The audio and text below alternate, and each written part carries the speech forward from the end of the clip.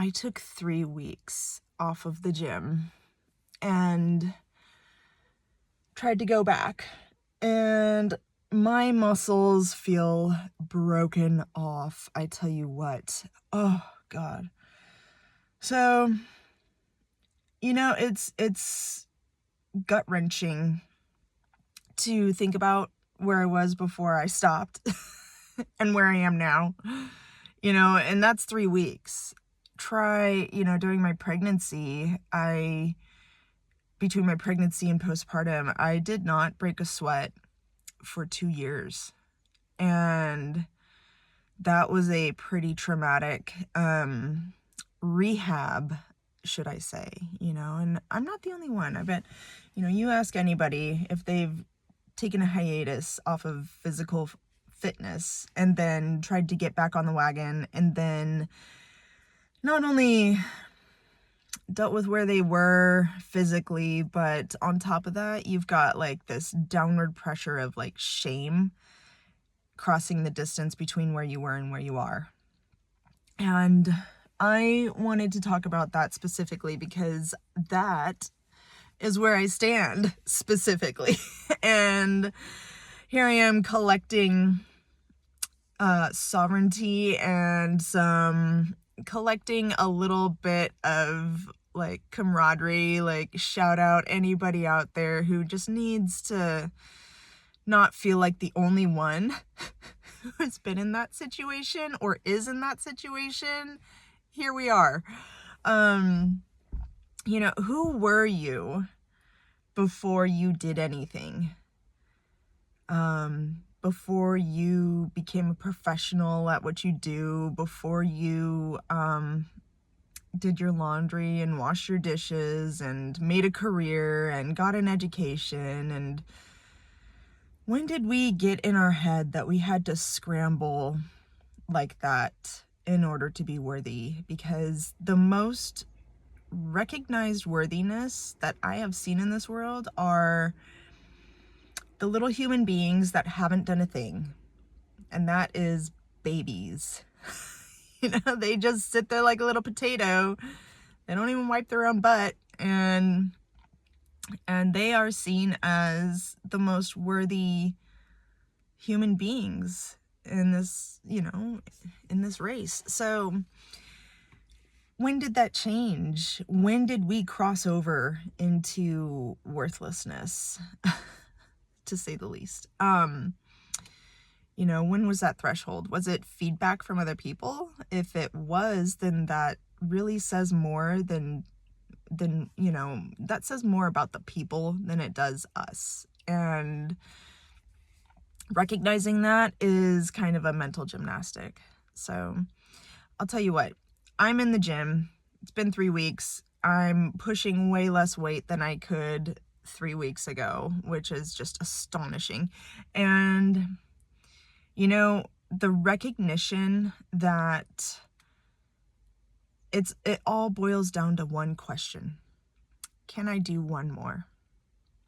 And isn't that all we ever have in front of ourselves? At any given point, at the top of my game, it was the same question. Can I do one more? And when I'm benching 100 pounds, it's, can I do one more? When I'm benching 65 pounds, can I do one more? And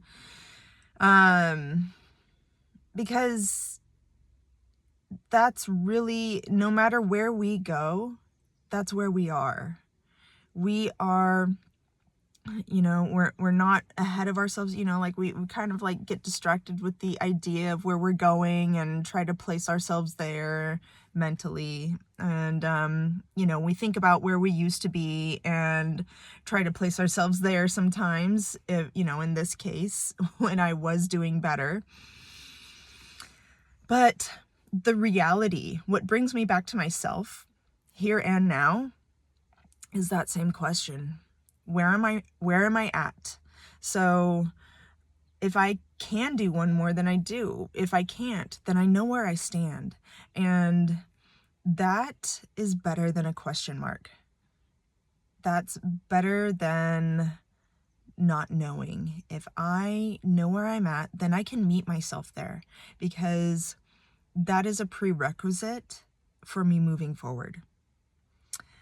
Meeting myself where I'm at is what I have to do in order to take the next step, because I can't take the next step if I'm not standing where I'm at. And what I mean by that is if I'm mentally present, if I'm acknowledging my position and its limitations, because that's just basic orientation, and we kind of forget that that applies to our proprioception, our mentality. If I am sitting here on this video, but I'm thinking about my shopping list or my laundry list of things to do, then I'm not here with you.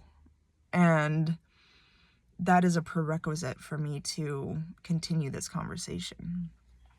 And just the deep realization in the middle of my workout that today's step 1, 2, and 3 is just step 1. I don't have access to step 2 until I've done step 1. And then once I've completed step 1, step 2 becomes my next step 1. So I just can't help but laugh, because we really overcomplicate things, and it's so entertaining.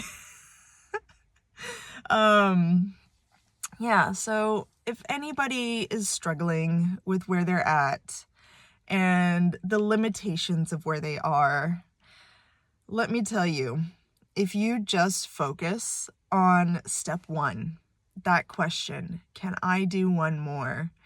That that can really help. I'm doing, last night I was trying to get 10 reps done, and I was ready to give up at 7. And then I was like, okay, 3 more. But then I realized that 3 more was too big of a thought for me at that moment. And I was like, okay, 1. And I did 1. And then I had 2 left, and 2 was still just too big of a deal. And so I did 1. And then I asked myself if I could do 1 more. And I did. And that's what stopped me from quitting at 7.